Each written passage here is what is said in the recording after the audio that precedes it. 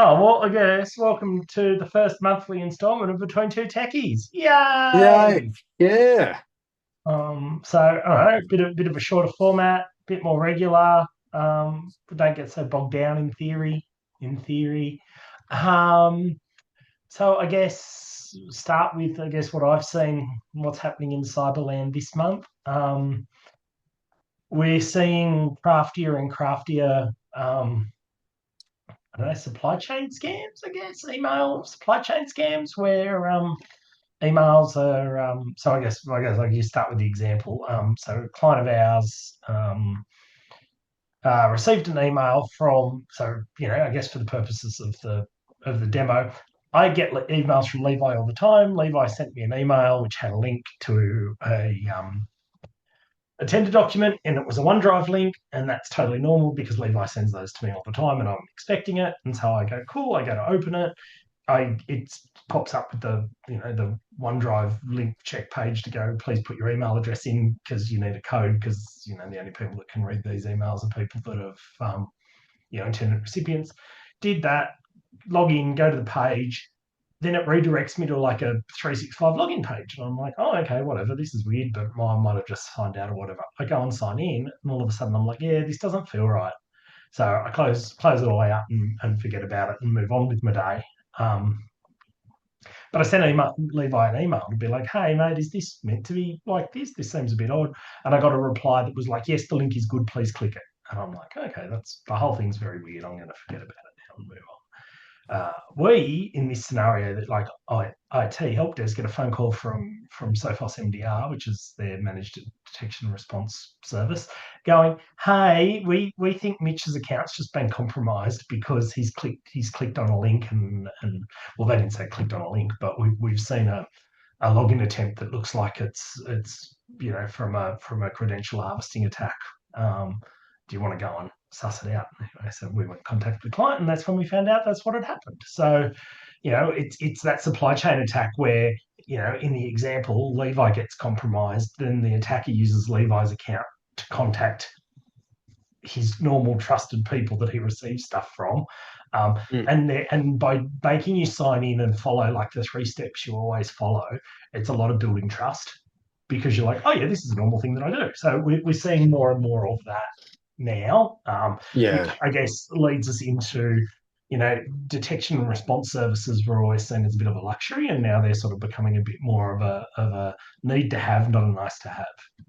yeah. That's probably my big headline of the month. What's happening in insurance land? A big thing is, well, the countdown is on to CPS 230, the sequel, I guess we could put it, because CPS 230, there's already part of it implemented, and this is just the next installment of it. So, And for uh, those of you who haven't been playing along at home, CPS is Commonwealth Prudential Standard 30, and it basically talks about holistic risk management for any regulated financial services industry. The big that, catch here is that it's not just financial services, it's now anyone directly in the financial services supply chain.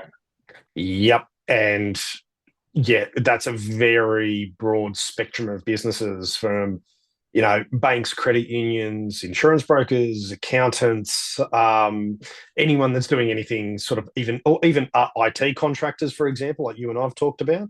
If you're doing contracting for any of the set above financial services, you actually fall into the supply chain of it. Yeah, and Uh, that the same thing there would apply to cleaning companies, electricians, anyone that's touching, dealing with anyone the that's premises. Yeah, Yeah, exactly. So that seems to be the big thing that we're seeing at the moment. Just the countdown's on because we're talking about the 1st of July for implementation. Uh, First cabs off the rank, as we're saying, like is financial services, uh, but falling into that same sort of review of, I guess because they normally have so many like trust accounts and things like that is not for profits. So not for profits are being sort of wrapped up and swept up into this sort of first uh, new wave of things under this legislation. Uh, so that's going to be interesting just to see how that gets implemented, how the government deals with it. And do we think that ASIC is sort of sitting on the side looking at it going, well, APRA's already got the framework and got the legs, but if this works well, we'll start pushing it further afield than just true, APRA regulated entities. Yeah, I think so. I think that's sort of going to end up being the end goal of it, where I think it's going to be run by APRA. They've got the teeth to want to go after this thing, and I think it's going to be ASIC sitting on the sidelines watching how it's going to play out. And if it plays out the way they think it will, uh, they're going to back it in a very holistic way. And I guess magic lens here is why the focus on this? Is it because they're seeing too many shonky practices and not a holistic approach to security, and they're sick of having to get involved? Yeah, I think that's it. Like, this seems to be, in all honesty, it's a rolling thing that we're seeing. Uh, it's going back to like the introduction in 2019 of the updated Cybersecurity Act, where it was extended in regards to the Privacy Act implementing into cybersecurity.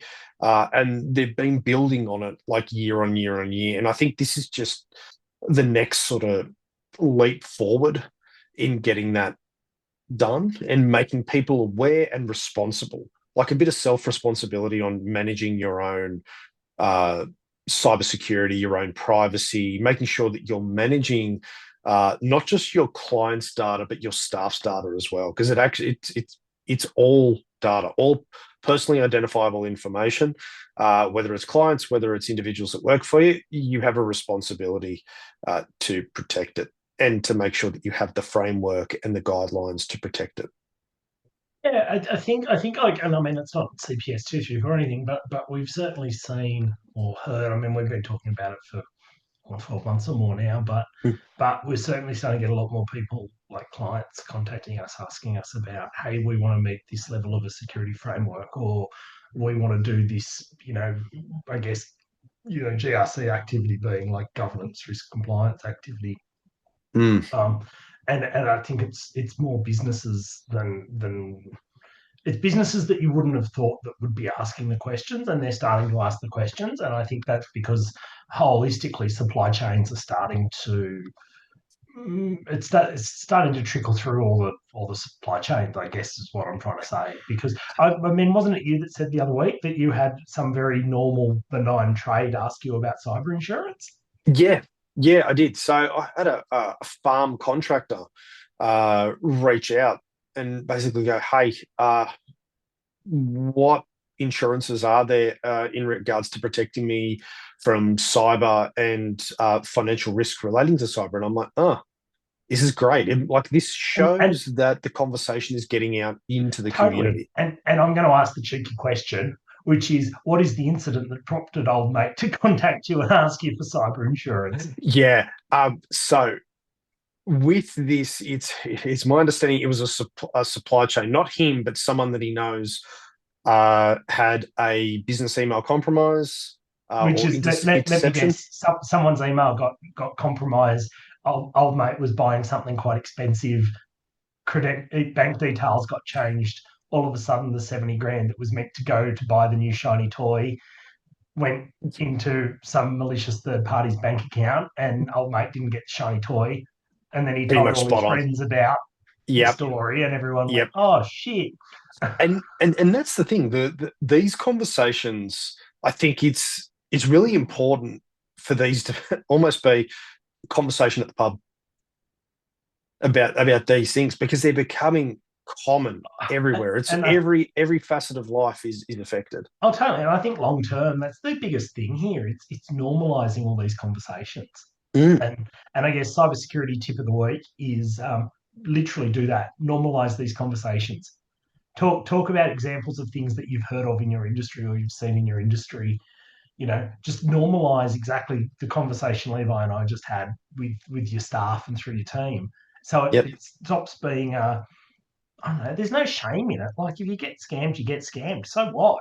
The best Yeah, thing you can do is normalize the conversation so the next person doesn't get scammed. And as a society overall, we're getting better at picking up on them. yeah, exactly. And that's the thing. It's normalizing the conversation and going, you don't have to be one of these major entities in order to get hit in a cyber incident. It can happen to anyone, from individuals all the way up to the big majors. So normalize the conversation and realize that there are things you can do to help protect and mitigate and just start having the conversations like in Oh, the community. and there's 50 million technical controls that you can implement, but that only goes so far. There's also an amount of policy that you can write and procedures you can implement, but ultimately it's having a security first culture. Yeah, Um, and then you have some insurance at the end for the oh shit, I didn't see that coming. Because there will that's always be that. there always is. And Yeah, and I absolutely. mean that's the point. It's like you're the innocent bystander, Yeah. and the bus crash happens in front of you and you get injured. That's what insurance is for. Well, yeah, exactly. I mean, but even to the point now where like businesses can take out like group policies for their staff, like personal cyber policies as a group by policy. Uh, and And I mean, in the modern world, that's not a bad employee benefit, is it? no, well, it's not. At the end of the day, it's a thing of just protecting your staff as a continuity thing. Um, and I mean, they're taking it seriously enough where they're like going, there's covers in some of these personal options now where they're covering cyberbullying for children, like under these policies and these group policies that businesses can buy for their staff. So I think it's being aware and being like having that understanding where there's everyone's exposed, whether it's personal, professional, business, whatever it may be. Just yeah, it's everywhere. It's everyday part of life now. And it's just normalizing it. And I mean, Yep. the reality is, the more people that take up insurance, the more people that have cyber aware workplaces, and personally are more cyber aware. I mean, ultimately, that's the biggest thing we can do to fix it. Yeah. Yep. Exactly. Yeah. Oh, what's your predictions for I guess the rest of the 2 weeks left in the financial year and into the new year? Chaos. You're trying to tell me most people renew their insurance policies on the 30th of June? No, no, no, no one does that anymore. No. Um, Are you seeing anything changing in the cyber insurance landscape inside the next quarter? Are there any market forces or anything happening? it's interesting. I think that there's some interesting expansion going on in that sort of space right now, where the London market is opening up quite significantly. We're seeing growth in that area there. Um, what's going to be the most interesting part is what's going to happen with the North American markets uh, at the moment, with I guess instability in the United States, politically and economically. I mean, well, they're sort of hand in hand with everything that's going on over there at the moment. It's having an actual like effect on like the retail level of a policy. Like if your insurance is based from that market, so that's going to be just an interesting thing to keep an eye on in the next quarter.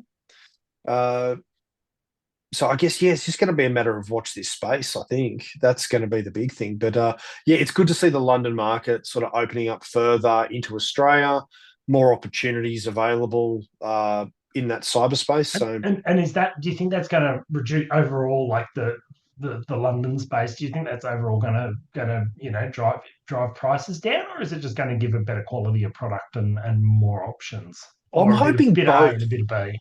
Yeah, I think it's a bit of column A, a bit of column B on that one. I think that's going to be the most the interesting thing is just going to be watch this space, like what all this extra interest that's in that market at the moment. What's it going to look like at the end of the day? Um, the other big moves is we're just seeing sort of expansion on like onshore like claims response as well. So you've got the expansions of like, the Atmoses, the Clyde and Co's, Hall and Wilcox.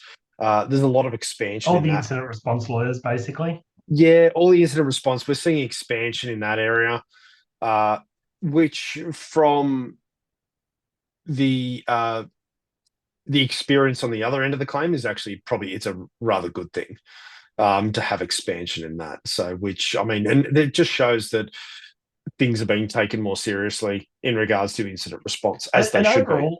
overall, is all this really just the market is starting to mature? Yeah, it's maturity in the market.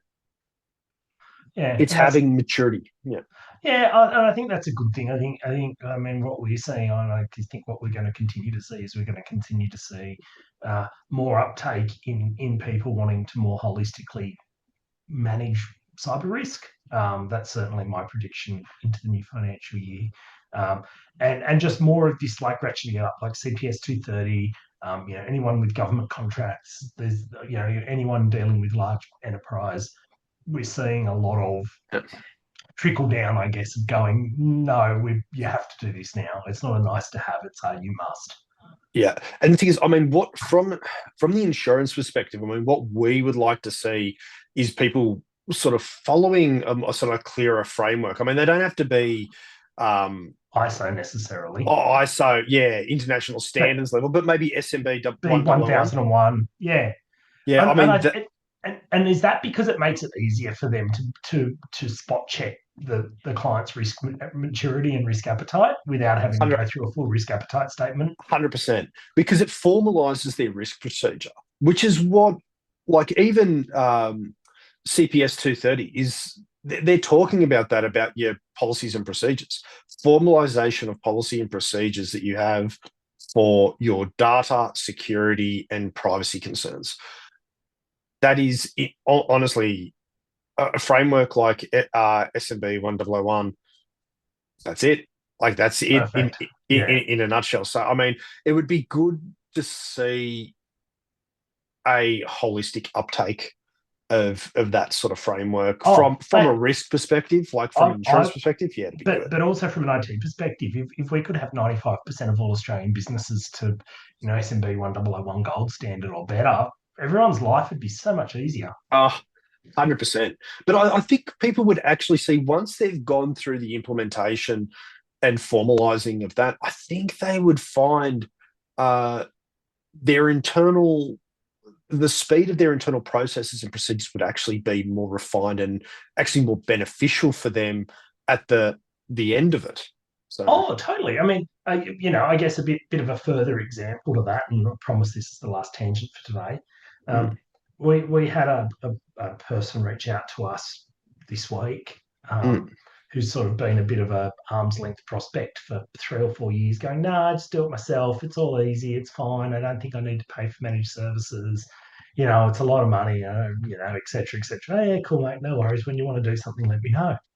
mm. Their digital agency, marketing agency, whatever, did website updates for them. They lost emails for 5 days. And then they're like, oh, yeah, no, I managed services sounds all right.